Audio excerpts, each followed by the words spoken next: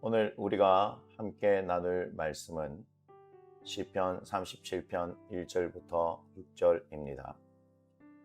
제가 하나님의 말씀을 봉독하겠습니다. 이제 하나님의 말씀을 들으십시오. 악을 행하는 자들 때문에 불평하지 말며 불의를 행하는 자들을 시기하지 말지어다. 그들은 풀과 같이 속히 배임을 당할 것이며 푸른 채소같이 쇠잔할 것임이로다. 여호와를 의뢰하고 선을 행하라.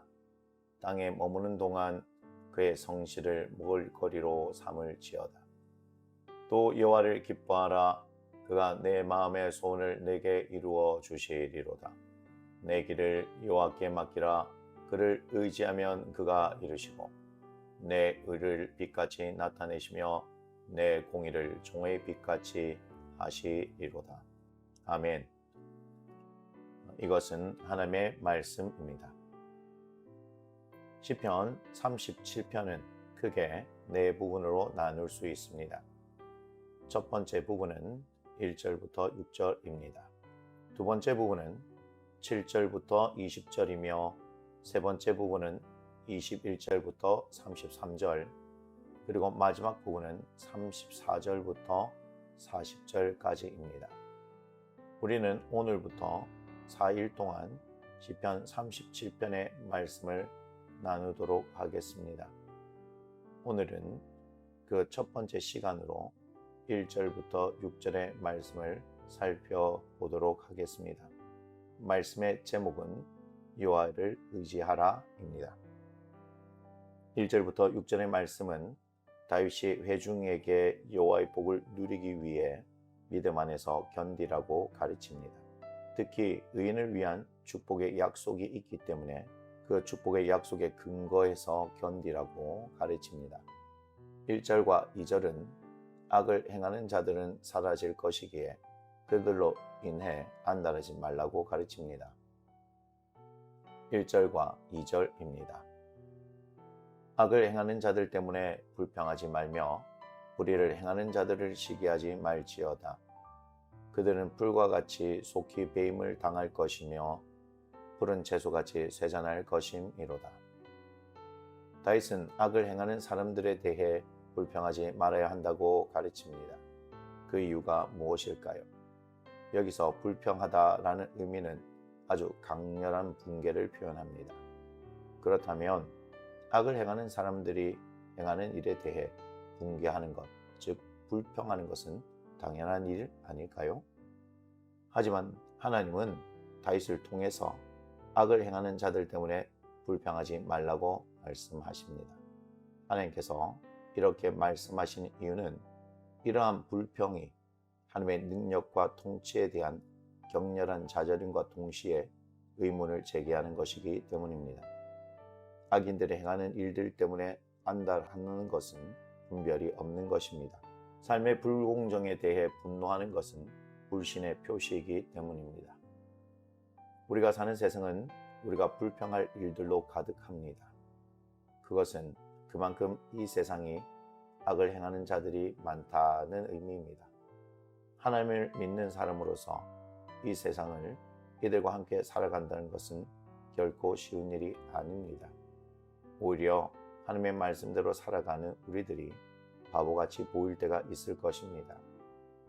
하지만 우리가 하나님을 믿고 있다는 것이 어떤 의미가 있는지 여기서 한번 생각해 볼 필요가 있을 것 같습니다.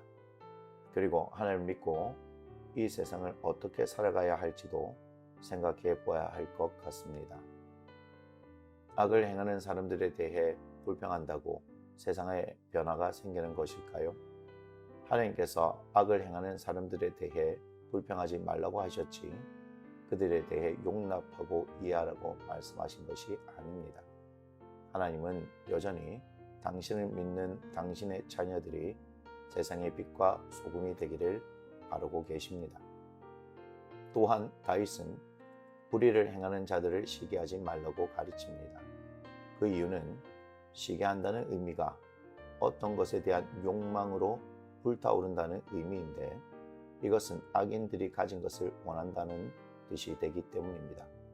즉 의인이라고 하는 사람들이 악인들이 가지고 있는 어떤 것에 대해서 자신들도 그것을 가지기를 원한다는 욕망이 있다면 그것은 분명 의인들에게 부정적인 영향을 끼치게 될 것입니다.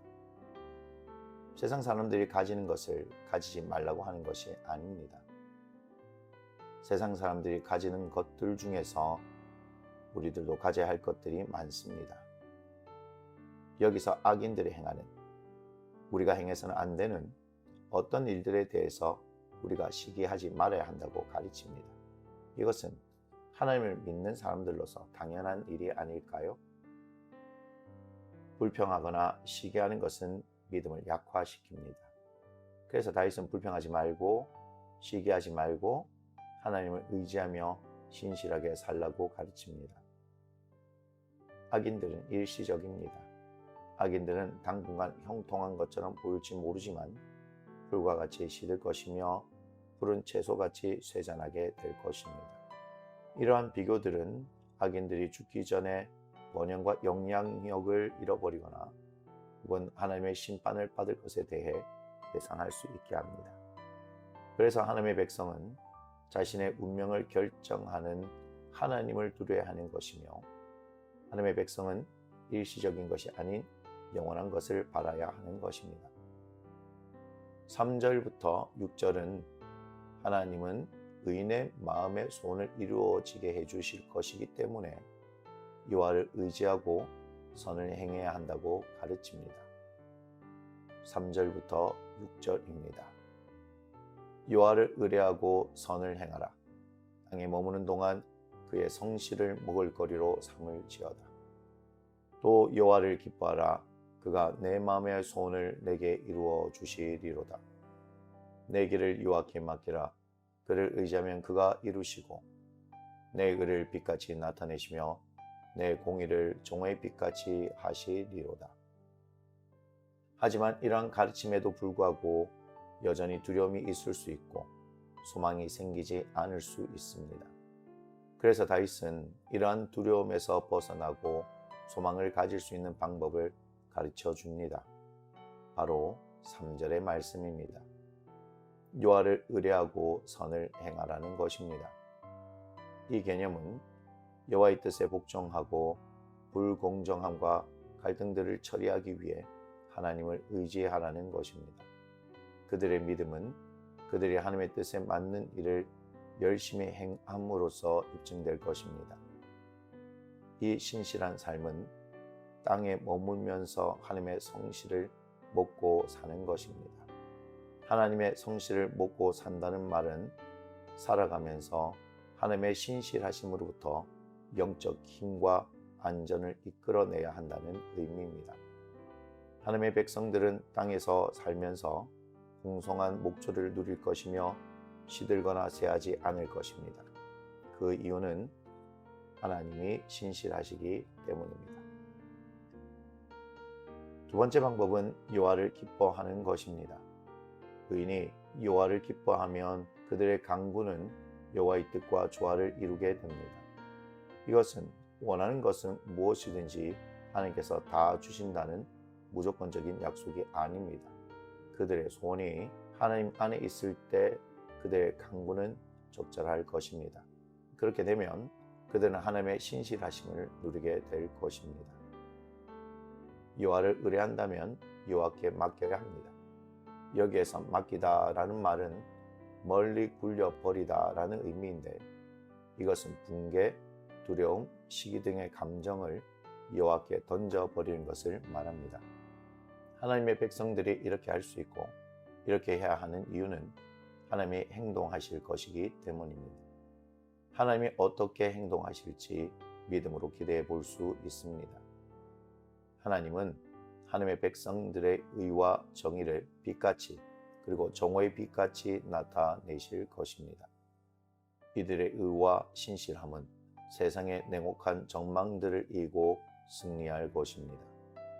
이렇게 될 수밖에 없는 이유는 하나님의 주권적 통치를 통해 믿음의 길이 옳은 길임을 나타내실 것이기 때문입니다. 오늘의 말씀은 이 세상을 살아가는 우리들이 직면하는 문제에 대해 어떻게 대처해야 하는지를 가르쳐 줍니다.